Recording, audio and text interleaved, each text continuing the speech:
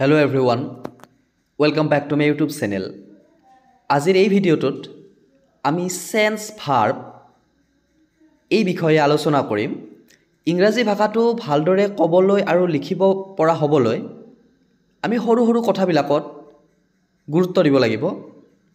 So ইংৰাজী ব্যাকৰণত আমি sense verb বুলি কওঁ সেইবিলাক ভাৰ্বক 5 সেন্সেস আমাৰ যি পঞ্চেন্দ্ৰিয় আছে পঞ্চেন্দ্ৰিয়ৰ লগত জড়িত যিবিলাক ভাৰ্ব সেই ভাৰ্ব কেইটা কোৱা হয় সেন্স ভাৰ্ব।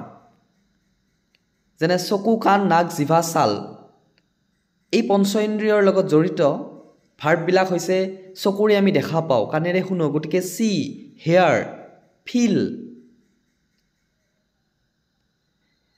স্মেল টেষ্ট জিভাৰে আমি টেষ্ট লওঁ গতিকে এই কেইটা যিটো ভাৰ্ব আছে ফিল স্মেল স্ক্ৰীনত দেখুৱাৰ ধৰণে টেষ্ট সাউন্ড লুক আৰু তলৰ ফালে আছে বাৰু চিম এপিয়াৰ।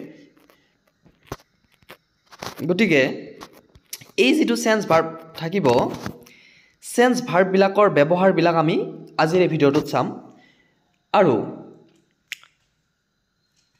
এই ভাৰ্ববিলাকৰ পিছত লাইক ভাৰ্ব যেতিয়া লাইকটো যেতিয়া লগ লাগিব যেনে feel like smell like taste like sound like look like seem like appear like যেতিয়া লাইকটো থাকিব তাৰ পিছত আমি ব্যৱহাৰ কৰিব লাগিব নাউন।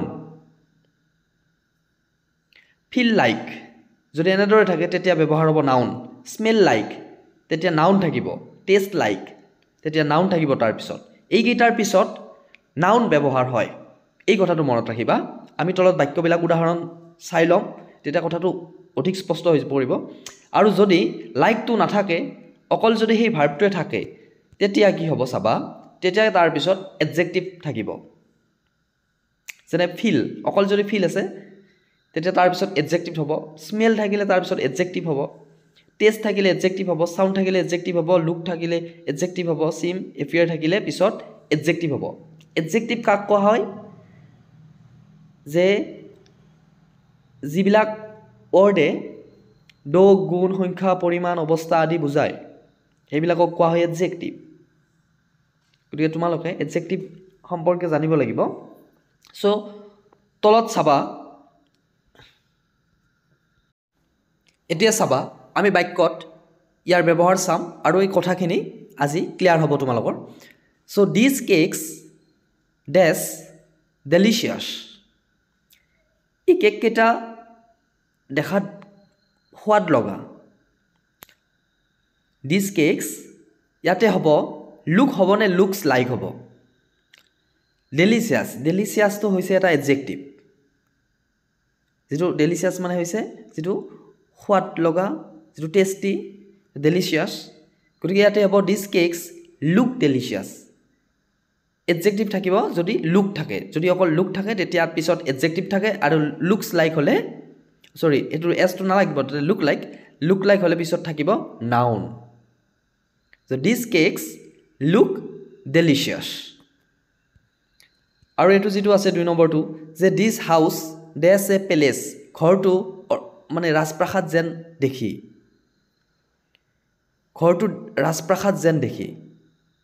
গতিকে এইটো ক'ব this house looks like a palace.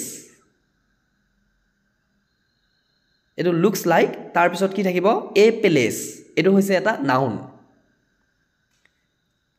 Noun থকাৰ বাবে লুকছ লাইক মনত ৰাখিবা।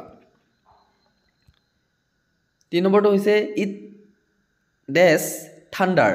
তোমালোকে জানা থাণ্ডাৰ মানে হৈছে বজ্ৰপাত। বাৰিষা সময়ত বৰষুণ দি থাকিলে যিটো আকাশত বজ্ৰপাত হয় সেইটো কোৱা হয় থাণ্ডাৰ। গতিকে এইটো শুনাত মানে থাণ্ডাৰৰ নিচিনা বজ্ৰপাতৰ নিচিনা এইটোৰ শব্দটো। চ' এইটো ক'লে ইট চাউণ্ডছ লাইক থাণ্ডাৰ। থাণ্ডাৰটো ইয়াতে হ'ব নাউন। গতিকে ইট চাউণ্ডছ লাইক থাণ্ডাৰ আৰু যদি অসমীয়াত আমি ট্ৰেন্সলেট কৰি চাওঁ কথাটো তেতিয়া চাউণ্ডছ হ'বনে চাউণ্ডছ লাইক হ'ব এইটো গমেই পায়।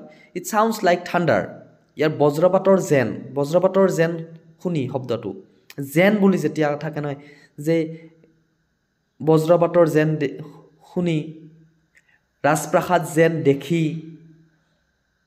এনেকুৱা যেন প্ৰকৃততে নহয় সেইটো কিন্তু সেইটোৰ নিচিনা দেখি তেতিয়াহ'লে লুকছ লাইক চাউণ্ডছ লাইক এনেকুৱা হয় এতিয়া 3 নম্বৰটো হৈছে ইট ডেছ উইয়াৰ্ড ইট চাউণ্ডছ উইয়াৰ্ড হ'ব নে ইট চাউণ্ডছ লাইক উইয়াৰ্ড উইয়াৰ্ড মানে হৈছে যিটো ষ্ট্ৰেঞ্জ আচহুৱা এইটো মানে শুনাত আচহুৱা যেন শুনি এইটো অৰ্থত ইট চাউণ্ডছ উইয়াৰ্ড হ'ব কাৰণ উইয়াৰ্ডটো হৈছে ইয়াতে এডজেক্টিভ ইট চাউণ্ডছ উইয়াৰ্ড গতিকে এই কথাটো শুনাত আচহুৱা যেন দেখি তুমি যে সাঁতুৰিব পাৰা এইটো কথাটো শুনাত আচহুৱা যেন দেখি শুনি ইট চাউণ্ডছ উইয়াৰ্ড তেনেকুৱা অৰ্থত ব্যৱহাৰ হ'ব 4 নম্বৰটো হৈছে যে হি ডেছ হেপী হি চিমছ হেপী নে হি চিমছ লাইক হেপী হেপীটো হৈছে এডজেক্টিভ চ' হি চিমছ হেপী চিমছ হেপী হি চিমছ লাইক হেপী নহয় ইয়াতে কাৰণ হেপীটো হৈছে এডজেক্টিভ থাকিলে হ'ব হি চিমছ লাইক হেপী আৰু 5 নম্বৰটো হৈছে হি চিমছ এ গুড বয় গুডটো যদিও এডজেক্টিভ কিন্তু আমি অকল গুডটোক ধৰিব নোৱাৰোঁ এ গুড বয় গোটেইখিনিক ধৰিব লাগিব গতিকে he seems like a good boy চ' তাক ভাল ল'ৰা যেন লাগে he seems like a good boy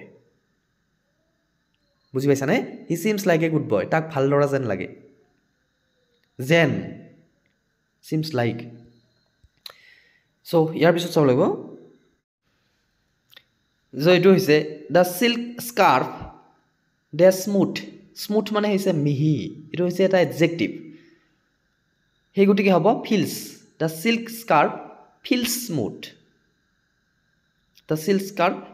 smooth scarf মানে গলত যি মেৰিয়াই লোৱা হয় কাপোৰ তিৰোতাবিলাকে গলত আৰু মাথাত ঢাকি লোৱাৰ কাৰণে যি কাপোৰ লয় সেইটোক স্কাৰ্ফ কয় আৰু ঠাণ্ডাৰ দিনত যি কাপোৰ মানে গলত মেৰিয়াই ল'ব পাৰি সেইটোক স্কাৰ্ফ কয় the silk scarf feel smooth 7 নম্বৰটো হৈছে ইট ডেছ ডাৰ্টি চক্স মানে লেতেৰা ইয়াৰ স্মেলটো লেতেৰা চক মানে হৈছে মৌজাৰ নিচিনা ইয়াৰ গোন্ধটো লেতেৰা মৌজাৰ নিচিনা ইট স্মেলছ লাইক ডাৰ্টি